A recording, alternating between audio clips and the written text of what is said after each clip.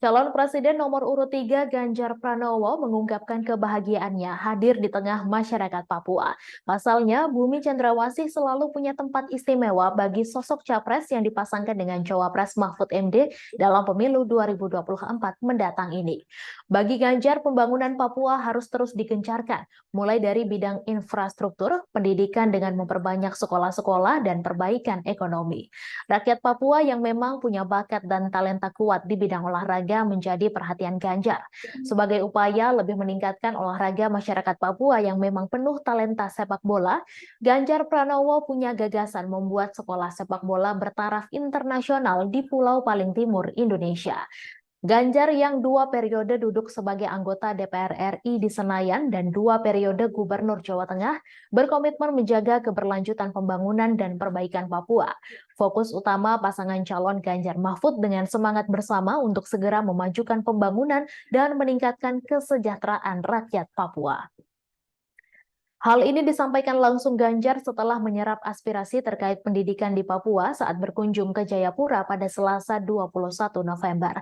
Bukan tanpa alasan, Ganjar menegaskan tanah Papua melahirkan banyak anak cerdas yang akan menjadi sumber daya manusia berkualitas dunia di masa depan. Maka itu, sarana dan fasilitas pendidikan di Papua menjadi perhatian utama baginya.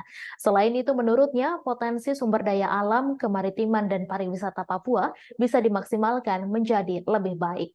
Sebagai pemimpin yang menjunjung tinggi keadilan sosial, Ganjar dan Mahfud tak lupa untuk menaruh perhatian khusus pada kesenjangan pembangunan yang terjadi di berbagai wilayah Papua. Untuk mempercepat pembangunan, Ganjar dan Mahfud telah merancang beberapa program khusus untuk rakyat Papua.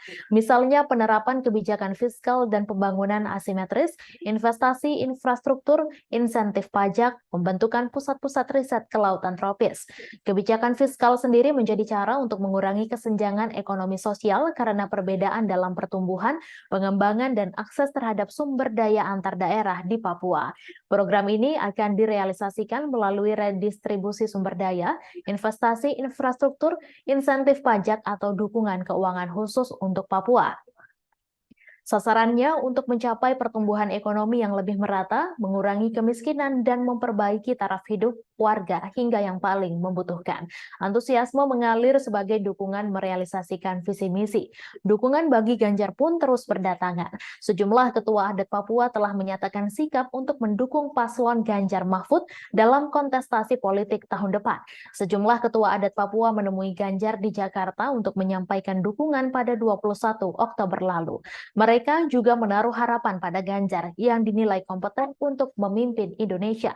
Setelah bertemu Ganjar secara langsung, Ketua Suku Tehit Papua Barat Daya, Organis Richard menyebutkan bahwa Ganjar adalah sosok pemimpin yang merakyat. Menurutnya, hal itu sudah teruji saat Ganjar menjabat sebagai Gubernur Jawa Tengah.